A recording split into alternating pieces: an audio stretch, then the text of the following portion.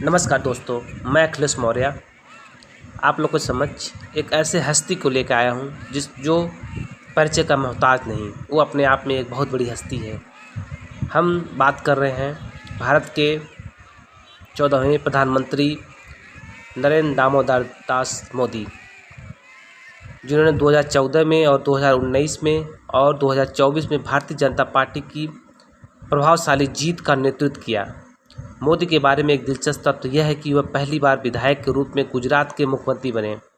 इसी तरह वह पहली बार सांसद के रूप में सीधे भारत के प्रधानमंत्री बने।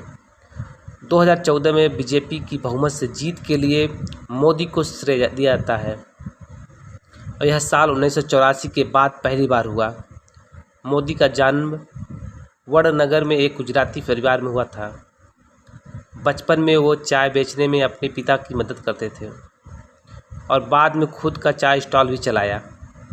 मोदी 8 साल की उम्र में आरएसएस के संपर्क में आए और यहाँ से संगठन के साथ एक लंबा समय शुरू किया। वो साल 1985 में बीजेपी में शामिल हो गए।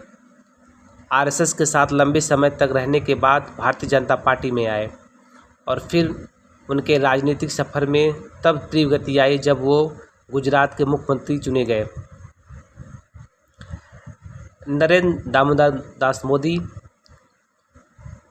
जिन्होंने भारतीय जनता पार्टी की जीत के लिए बहुत ही उम्दा काम किए थे, वो ऐसे महापुरुष हैं जो अपने लिए नहीं अपने देश के लिए काम करते हैं।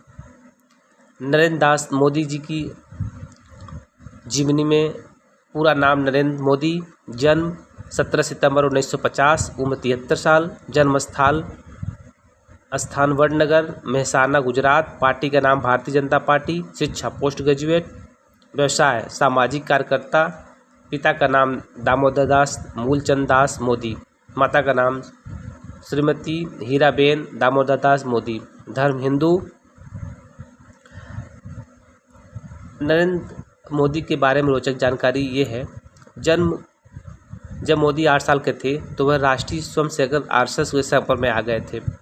साल 1970 में 20 साल की उम्र में वह आरएसएस से इतना प्रभावित थे कि पूरी तरह से आरएसएस प्रचारक बन गए और 1971 में मोदी औपचारिक रूप से आरएसएस में शामिल हो गए। नरेंद्र मोदी की उपलब्धियां। इंडिया टुडे द्वारा 2007 के एक राष्ट्रव्यापी सर्वेक्षण में मोदी सर्वश्रेष्ठ मुख्यमंत्री साबित हुए। टाइम मैगजीन के एशियाई संस्करण के कवर पेज पर दिखाई दिए। 2014 में CNN IBN न्यूज़ नेटवर्क द्वारा इंडियन ऑफ द ईयर चुने गए। वह 2014, 15 और 17 में टाइम मैगजीन के विश्व में 100 सबसे प्रभावशाली लोगों की लिस्ट में से एक थे। 2014 और 2016 में टाइम मैगजीन रीडर्स पोल में मोदी को पर्सन ऑफ द ईयर यानी कि साल के सबसे प्रभावशाली व्यक्ति का खिताब हासिल किया। फोर्ब्स मैगजीन ने उन्हें साल 2014 में दुनिया का 15वां सबसे शक्तिशाली व्यक्ति माना। उन्हें 2015, 16 और 18 में दुनिया में 9वें सबसे शक्तिशाली व्यक्ति का दर्जा मिला। 2015 में मोदी फॉर्च्यून मैगजीन की दुनिया के सबसे महान नेताओं की पहली वार्षिक सूची में 5वें स्थान पर थे। अपनी प्रीमियरशिप के दौरान भारत 2018 में विश्व बैंक द्वारा बिजनेस रैंकिंग की लिस्ट में 100वें स्थान पर पहुंच गए थे। उनकी कुछ कृतियां जो राजनीतिक में आके उन्होंने किया था। 1960 मोदी ने बचपन में वडनगर रेलवे स्टेशन पर चाय बेचने में अपने पिता की मदद की। बाद में बस स्टैंड के पास अपने भाई के साथ एक चाय स्टॉल लगाने लगे। 1967 उन्होंने वडनगर में अपनी उच्च माध्यमिक शिक्षा पूरी की। पारिवारिक तनाव के कारण उन्होंने घर छोड़ दिया। मोदी ने उत्तरी और उत्तर पूर्वी भारत में यात्रा के दौरान लगभग 2 साल बिताए। 1975 आरएसएस द्वारा नरेंद्र मोदी को गुजरात लोक संघ समिति का महासचिव नियुक्त किया गया। आपातकाल के दौरान गिरफ्तारी से बचने के लिए मोदी को अंडरग्राउंड होने के लिए मजबूर होना पड़ा। वह सरकार का विरोध करने वाले पैम्फलेट की प्रिंटिंग में शामिल थे।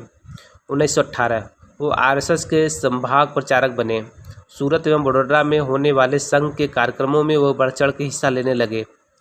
1979 में वह आरएसएस संभाग प्रचारक बन गए। सूरत और वडोदरा के क्षेत्रों में आरएसएस गतिविधियों से जुड़े गए।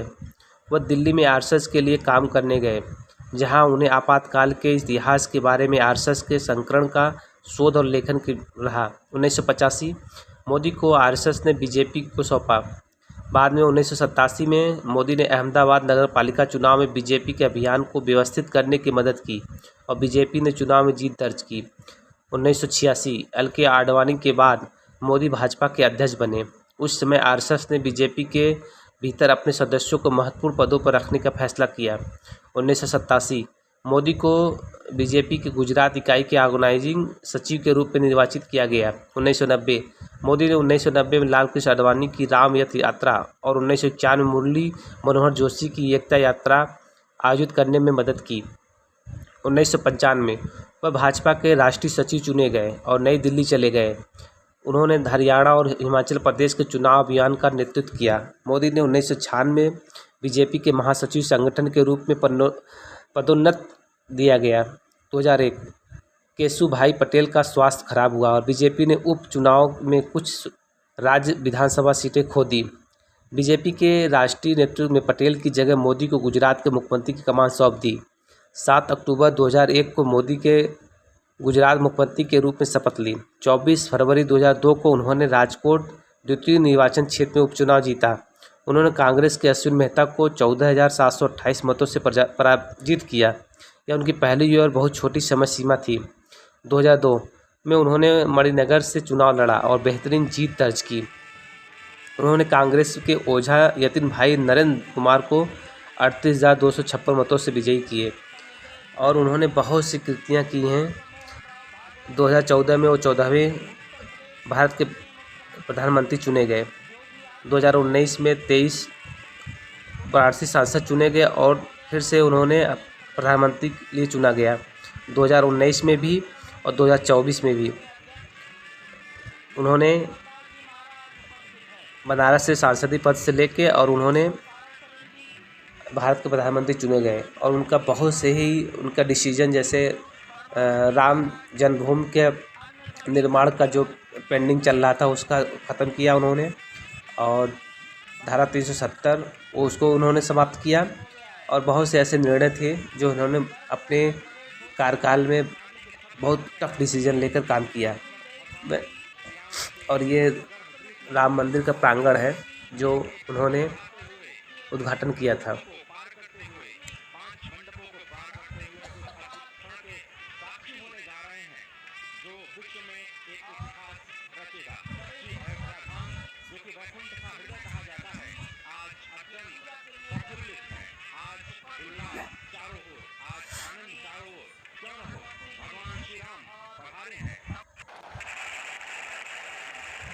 ये हाउडी मोदी के लिए पिछली बार जब ये काम किया था, ट्रंप और मोदी जी का ये स्वागत है। इन्होंने बहुत ही संख्या में बहुत से लोग आए थे यहाँ पे।